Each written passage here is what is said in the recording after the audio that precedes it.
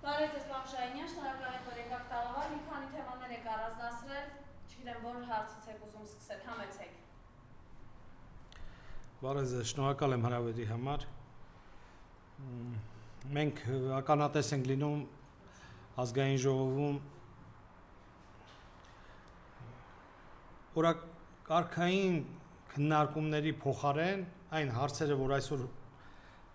ամենագլխավորն են մեր հայրենակիցների համար, անվտանգության, գյուղատնտեսական այս բերքի շրջանում արտահանման խնդիրների հետ կապված, այնտեղ դիսկուսը գնում է, դիալոգը գնում է միմյանց պիտակավորելու եւ միմյանց վիրավորելու։ Իհարկե դա իրենց գործն է, կարող են անել, ոչ մեկ դեմ չի, չնայած հաճելի չի լսելը, բայց դա ուրիշ միջավայր է եւ յախ աղջին դու ես, ապերը որ կա, արամ որս է եւ վերջում ամենակոպիտը երևի աղկոն դու ես ու դուրս գան այնտեղ հարցեր պարզելու չի դադարում այս լարվածությունը պարլամենտական ուժերի մեջ չի դադարում եւ ընդդիմությունը ինքը ներքաշվում է դրանց կողմից արտահայտած այդ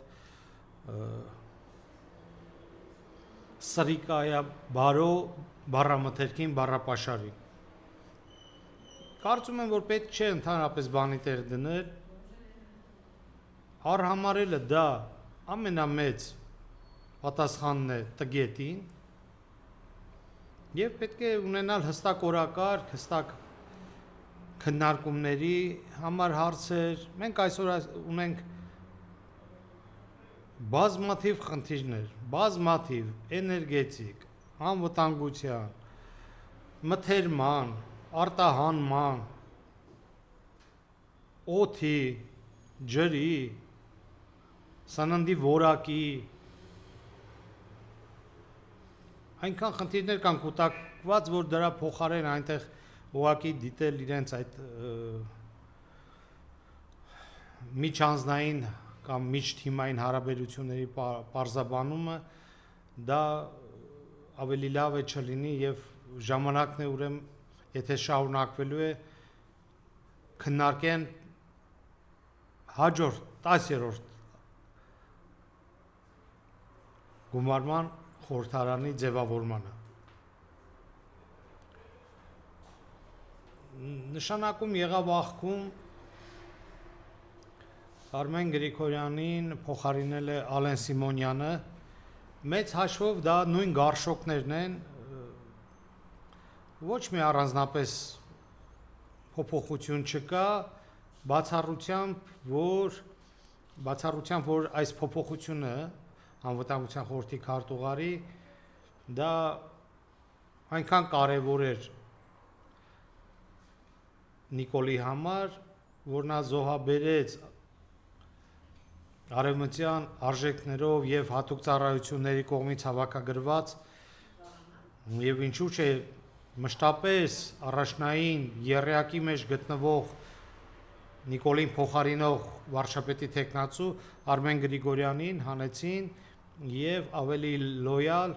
10-ով չի կասենք Ալենին որ կարա եւ թքի եւ իր թքածը լպստի ինչ որ գարշանքներ բերանից դուրս տա հետո երկի բարի թրվրա եւ երբ ի պաշտոնե թիկնազոր ներկայությունը լինի արդեն կարողանա նաեւ լկստվի դառնա դուխավիկ դուխով բայց ամեն դեպքում Ալենը օրինակ Ռուսաստանի Դաշնության այդ Սենատի նախագահի հետ շփումների մեջ այն Մատվիենկոյի հետ Փելսի հետ Միացյալ Նահանգների, նա կոնտակտային է եւ հաճոյանալ կարողանում է ինչ որ դիալոգ ստեղծում է, չնայած որ ինքը տխմարի մեկն է։ Անվնաս տխմար։ Վնաս տալ կարող է այն պարագայում կամ վիրավորել, երբ դիմացինի ձեռքերը բռնել են ինքը թքի վրան, բայց եթե ձեռքերը բռնած չեն, նա չի գնա այդպիսի քայլի։ Իրան պետք չի։ Դե մեր կառավարության համար էլ բավականին տխուր ժամանակներ են։ Չստացվեց Գագիկ Ծառուկյանի հետ, Բարգավաճ Հայաստան կուսակցության հետ այդ 5 մանդատները, որ պետք է ստանային, առնվազն 5 մանդատները, ԿՊ ԲՀԿ համագործակցությունը չստացվեց, ինչի արդյունքում մենք տեսանք, թե ինչ ռեպրեսիաների ենթարկվեց Ծառուկյանը, այո, վստահ եմ նա ստացել է հստակ առաջարկ, բայց հարկ ու պատիվ Գագիկին Ծառուկյան, որ նա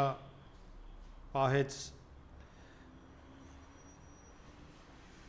դեպի հայրենիք, դեպի հայ ժողովրդի եւ Հայաստանի ապագան եւ անվտանգությունը։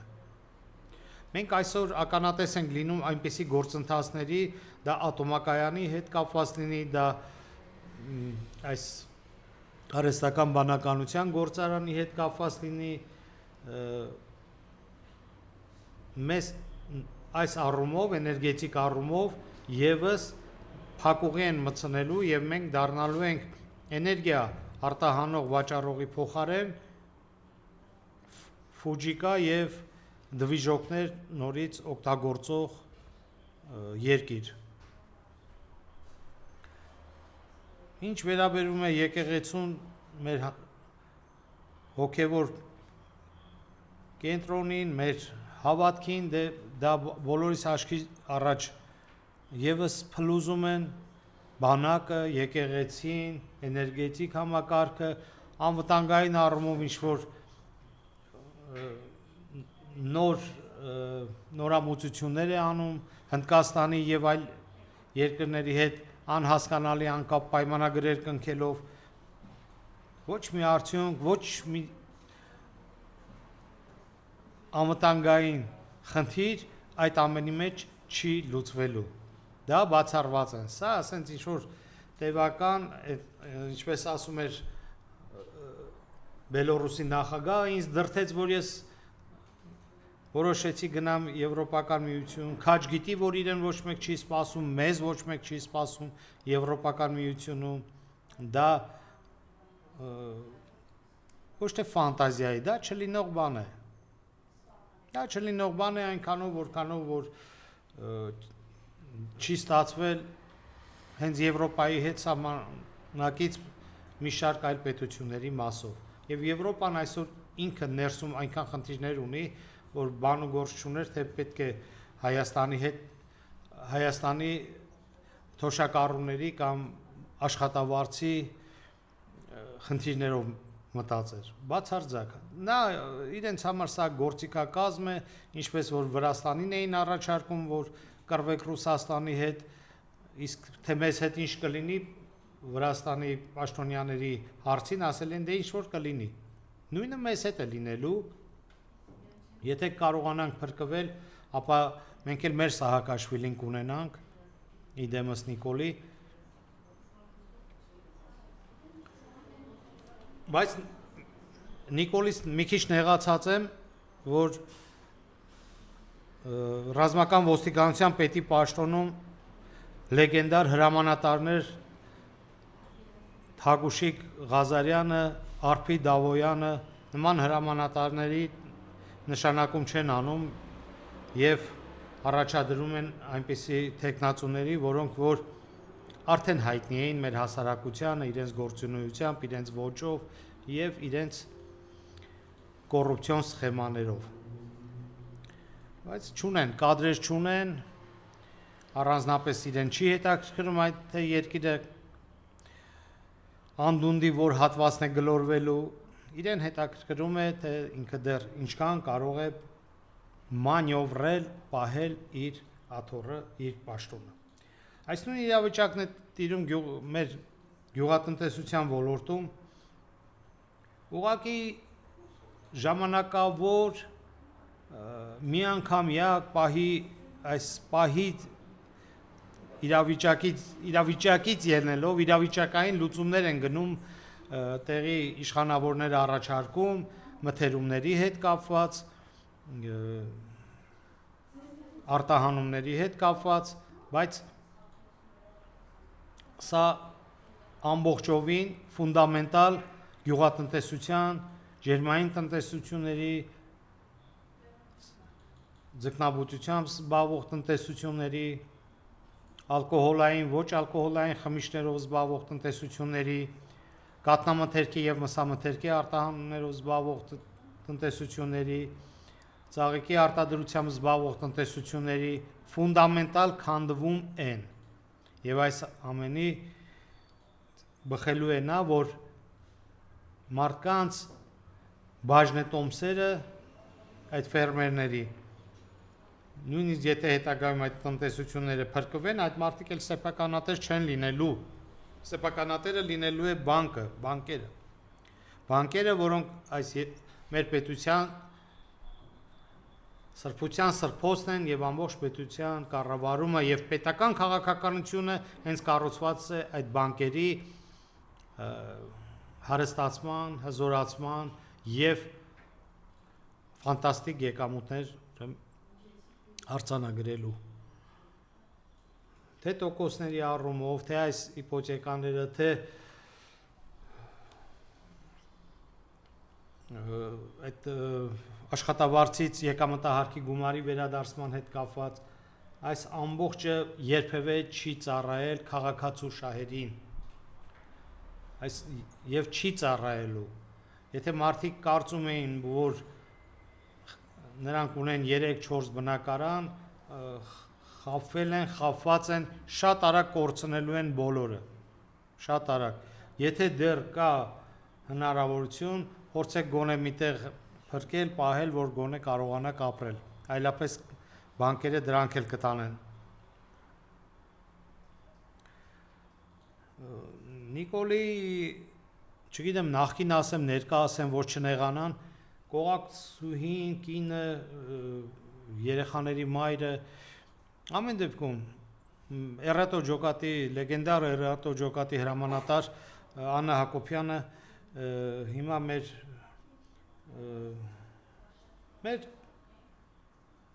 մայրերի, քույրերի, մեր հայ կանանց դուխ է տալիս, ասում է ձեր իրավունքները պաշտպանեք, եկել է ժամանակը, ուրեմն եկել է ժամանակը իրենց գնալու, ինքը նոր ժամանակ է գտել բռնության ենթարկվող կանանց իրավունքներով զբաղվելու։ Տակ ինչ է թաքնված, գրեթե տեսանելի է, պարզ է, հերթական ավանտյուրան է, բայց ես կդիմեի մեր քույրերին, մայրերին, որ տուրք չտան Աննայի ավանտյուրաներին, ինքը իր խաղն է տանում, ինքը իր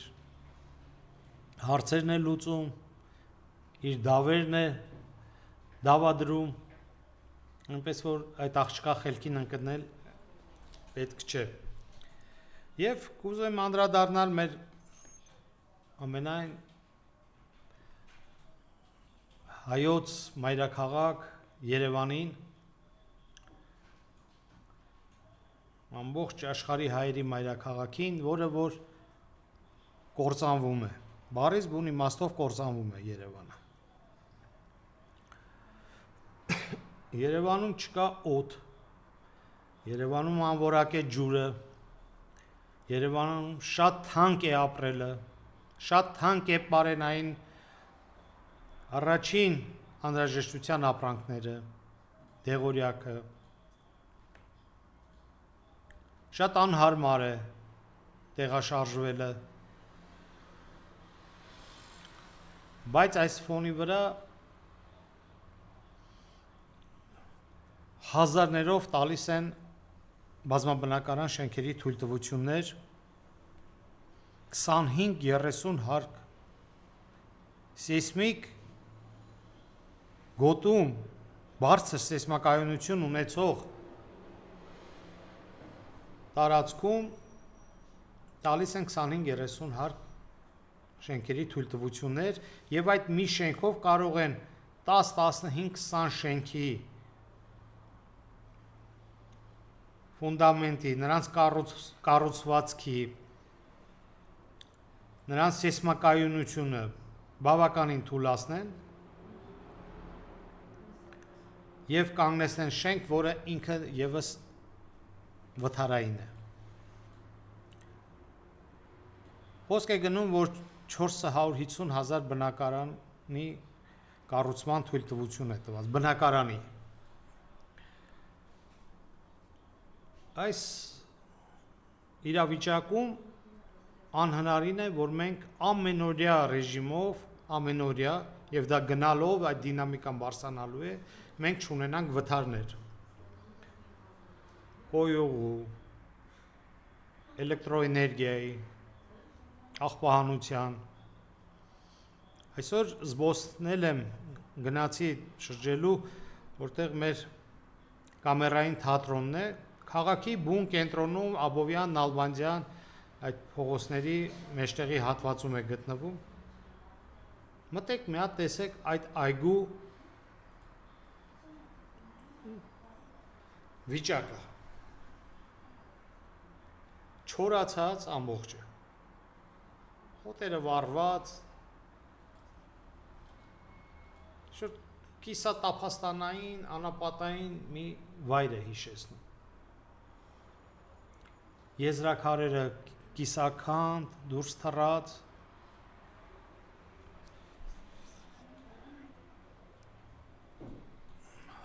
Այս ամենը մեզ համար հոգեբանական նաև լուրջ ստրեսներ են։ Մենք չգիտենք ուր դուրս գալ հանգստանալ։ Մենք չգիտենք որտեղ կարելի է մի քիչ մաքուր օդ շնչել։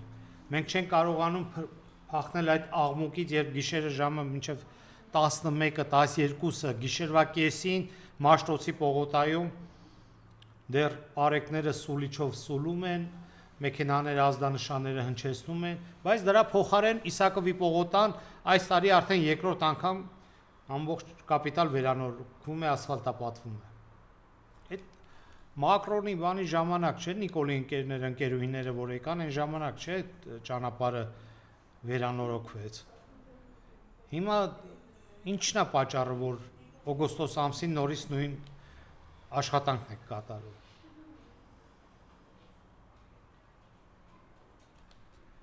Բայց նաև տարօրինակ է, որ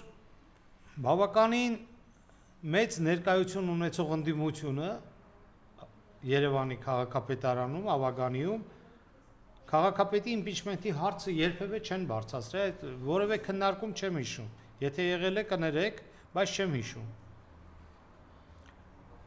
Շատերը այդտեղից պատգամավոր գնացին, շատերը մասնակցեցին ընտրություններին, շատերը վարչապետ էին նույնիսկ ուզում դառնալ Ավագանուց, բայց քաղաքապետարանում իմպիչմենտի հարց, ստորագրահավաք երբևէ չի բարձրացվել։ Ինչն է, այդքան էլ իր ծեծու ջարդեր եղավ, չէ՞։ Ես նույնիսկ չգիտեմ, որևէ քրեական վարույթ կա այդ խուլիգանական այդ գործողությունների մեջ եւ մասսայաբար քիթ ու աչք էին ջարդով շուրանում, բայց իմպիչմենտի հարց չկա։ Ինչից եք վախենում։ Ինչից եք անհանգիստ։ Ամբողջ քաղաքն է կործանվում վարի գնում։ Ես լսում եմ կան ավագանիներ, որոնք այո քննադատում են, ելույթներ են ունենում, բայց նախաձեռնեք հնարավորինս կասեցնենք Երևանի ավիրումը։ Եվ ծրագիր կա, որ ամբողջ այս բազմաբնակարան շենքերը 20-րդ դարի կառուցված 70-ական, 80-ական, 90-ական այդ բոլոր շենքերը քանդվելու են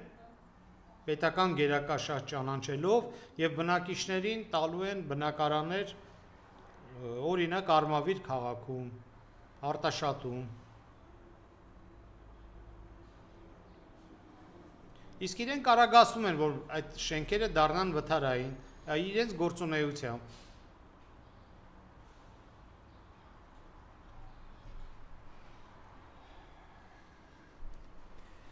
Խոսքս ուզում եմ ավարտել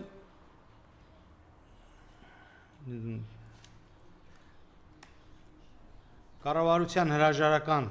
դուք չեք կարողանալու ստանաք, չեք կարողանալու դրան հասնեք, դա իմ անձնական տեսակետն է եւ առանձնապես ջանք էլ չեք գործադրելու դրան հասնելու համար, բայց գոնե լավ պատրաստվեք, ավելի լավ պատրաստվեք, հետևություններ արեք, տեղական ինքնակառավարման ընտրություններին հնարավորություն կա շատ համայնքներում, որ ԿՊ-ի տեխնացուն չանցնի։ Համախմբվեք, աշխատեք։ Խորհրդարանից որևէ բան ձեզանից չենք սպասում եւ դուք խորհրդարանական, արտախորհրդարանական, մենք բոլորս, մենք այսօր ի վիճակի չենք, ի զորու չենք այս ռեպրեսիոն մեքենայի դեմ առնելու։ Բայց ընտրություններին կարող ենք կազմակերպվել, համագործակցել տեղական ընտրություններին։ Այնտեղ պետք է աշխատեք, ծեծու ջարդի մեջ քիչ ընկնեք, մինչև երրորդ համաշխարհային պատերազմը կավարտվի եւ այն ժամանակ Ռուսաստանը իր բարեկամ երկրների հետ երբ կտոնի այդ քոչվոր գլոբալիստների դեմ հաղթանակը, նաև բարի լուրը կգա մեր երկրին, մեր Հայաստանին։ Շնորհակալ եմ։